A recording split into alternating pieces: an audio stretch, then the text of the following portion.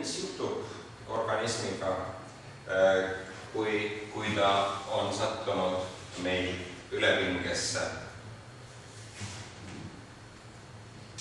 Kõigepealt tasuks meenutada, et organism on üks tervik, milles iga lüli on ääretult oluline. Alates biomolekulist, lõpetades elundkondadega, mis loovad ühtse terviku.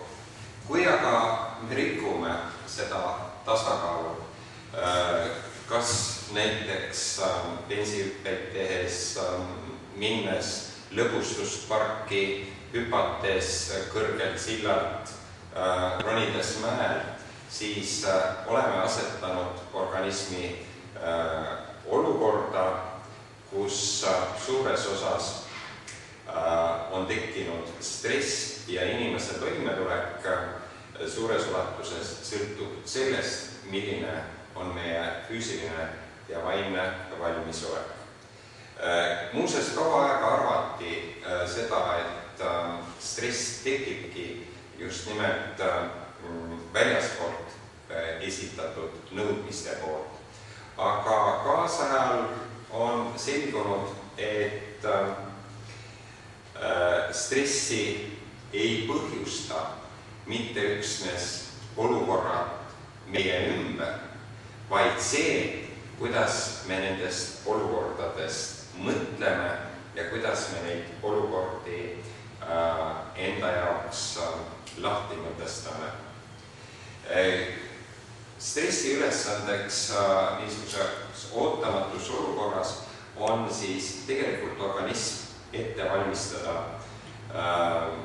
uues olukorras uute ülesannetega, luua valmisolek siis ohu ja suure koormuse korral tegutsemiseks. On kaks teed, mida meil on võimalik valida. Võimalik on valida võitlus, me läheme ja ületame tekkinud olukorra ja loomulikult teine võimalik tee on, et me lahkume, me püüame põgeneda sellest olukorrast.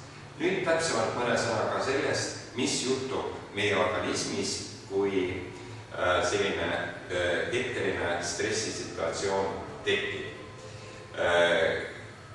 Kõigepealt meie organismi paisatakse hulgaliselt hormoone ja eeskätt 3 hormooni.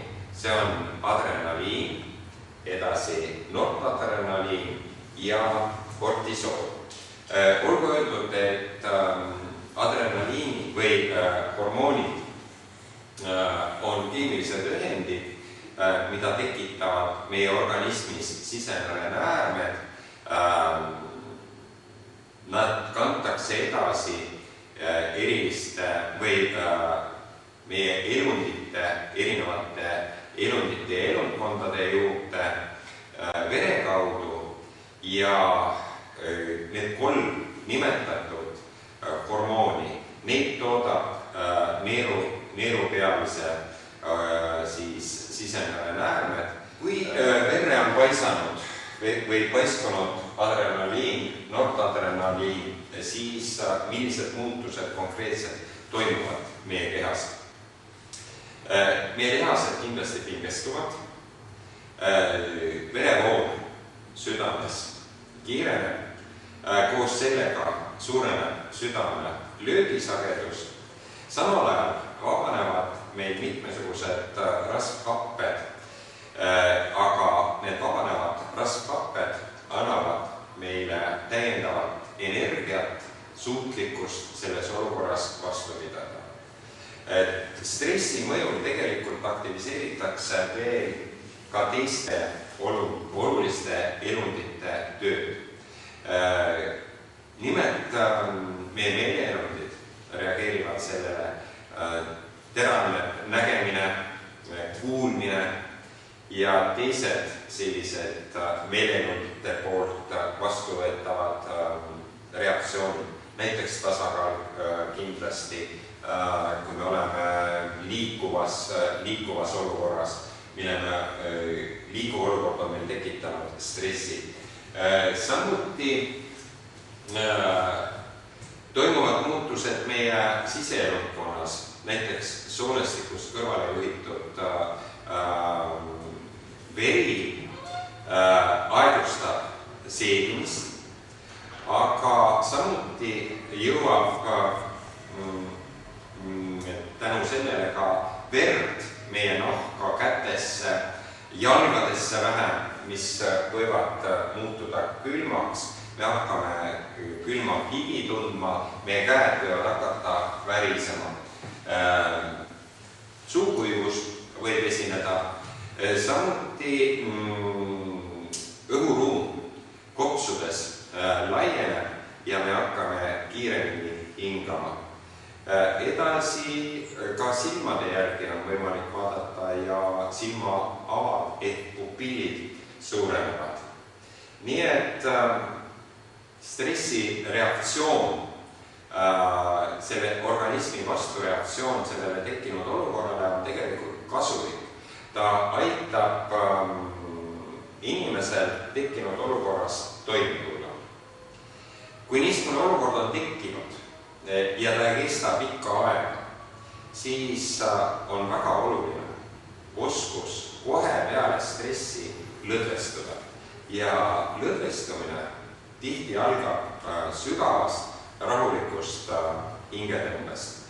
Ja selline pingeseisundist leevendumine toob tegelikult kaasa sellise vaimse rahunemise. Meile lisandub uut positiivset energiat ja meid valdab õnne ja harmoonia tunne. Ja ka füüsilised muutused küllalt kiiresti taastuvad. Keha soojeneb, suukuivus kaob ja tegelikult organismi siis paisatud adrenaliin juhitakse lihastesse ja selle kaudu juhitakse tegelikult aga meie organismist välja.